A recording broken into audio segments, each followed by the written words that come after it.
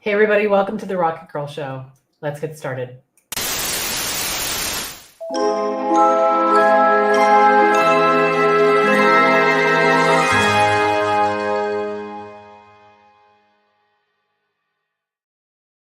Hey everybody, welcome to the RocketGirl Show. Thanks for coming. I'm Belinda Sandor, also known as RocketGirl, and today we're going to talk about getting great clients and how to do that. It's a topic that a lot of people have on their mind, they struggle with, and we're going to jump into that, okay? So I am thrilled you're here with me. For those of you joining us for the first time, I'm the founder of the VA Connection, where I help virtual assistants, either established or aspiring, create, grow, and scale their businesses. And I do that in my free online community, my courses, and my coaching programs. And today I'm going to be your host for the RocketGirl Show, which is my weekly live stream every Thursday at 11:30. And my intention is to pack every single episode with lots of good information so that you can move your business to the next level. Now, today we're going to talk about we're going to talk about common concerns. All right, we're going to talk about common concerns and misconceptions about getting clients and how you can overcome these fears confidently and build a successful business. So I'd love to hear in the chat, what are some of the fears that you have? What comes up for you when you're thinking about getting clients? Because I know that everybody has it, no matter how long you've been out there. And I'd love to hear what you struggle with. So please put that in the comments. All right. So when starting a business as a virtual assistant, several scary things come up. Now, the thing is that when we boil it down, it's really simple. Now, notice I said simple, not easy, right? Because a lot of this is mindset work and we really have to lean into it. But the number one thing that I want you to make sure you can do is talk about your work in a clear, simple way. And what I'm talking about there is to say, we just labeled this. For those of you who have been around for a while, I'm calling it the referral formula.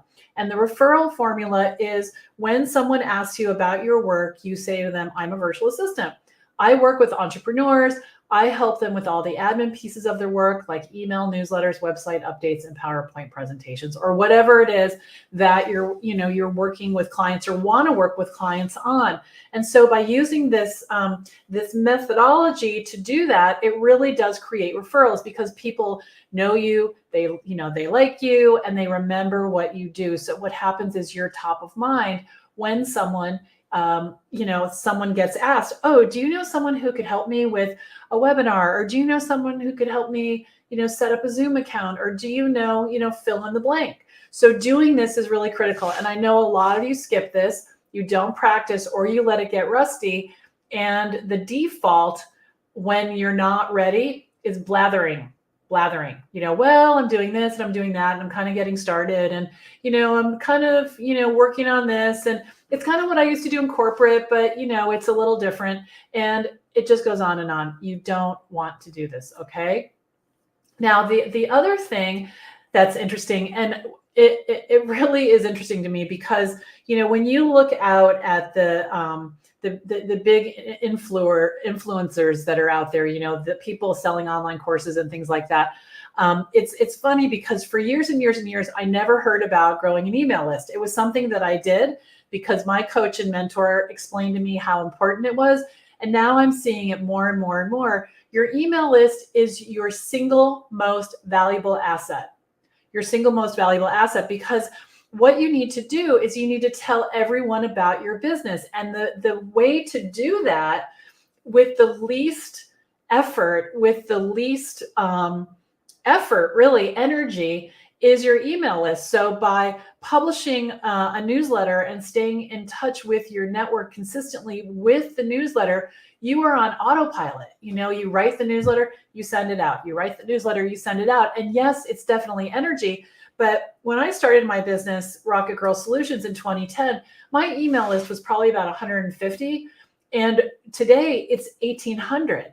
And that happened I did the math. It was about 3 contacts a week I added. That's not heavy lifting. That's not a big deal, right? 3 a week over time. So for me, instead of just reaching a few people, I'm reaching literally everyone that I know that's still on my subscriber list. That's powerful. That's very powerful when you have, when you provide important, useful, meaningful information to clients on a consistent basis, and you continue to grow your list, your business will absolutely take off, right? Yes, yes, yes, yes. So George's concern is that I will not work fast enough for a client or be able to complete the task at hand. Yeah, we all have these things, and we have to be careful about how we talk to ourselves in our head, because we can say to ourselves just what George is saying. Everybody on this live stream right now has a thing, right? George is not alone. He's just the brave one, right? And George's thing is that he's not going to be able to work fast enough. Now, the thing is that your client isn't going to actually watch you work. So if you need to be brought up to speed on something and you want to invest your time in that, I'm not talking about working for free. I'm talking about learning a new skill that a client is asking you to know that you want to have in your skill set. You get to do that. You'll have plenty of time to do that. And that is a common fear. It's very common for people to, because a lot of us are used to jobs where bosses are right there. See, these people are not in your house, right? These people are not in your house. Yeah, and Maureen is afraid of biting off more than she can chew. Yes, and Yvonne is seasoned, and her advice is ask what their expectations are. Absolutely, that's a very good thing to do, right? A very good thing to do. So just know that a client is not going to come to you and hand you their entire business and say, "Can you do this?" It starts off gradually, right? And we can pace ourselves, and we can make this work. Absolutely. Good. So thanks for participating, everybody. Yeah, great advice from Yvonne. Absolutely. Yeah, it's funny because we think that if we tell everyone about our business, we're going to be bombarded. And that never happens. It never happens. Someone will say, "Let's get started working together." And you say, "Great." And then they buy some time. And yes, they might want to start the next day, but most of the time, why don't we meet on Thursday, or why don't we meet on Tuesday? And it's very much a different pace. And you will get one client at a time, right? You will get one client at a time, and you'll be able to absorb it. One of the things that I was thinking about recently is that we all want the end result, right? We want the end result. We want the business that's all cooked. And the thing is that if someone handed me my business with 52 clients in it when I started out, I'm sure I wouldn't be in business. I'm sure I wouldn't have been able to handle it. And I wouldn't even understand how the systems work or why they're in place.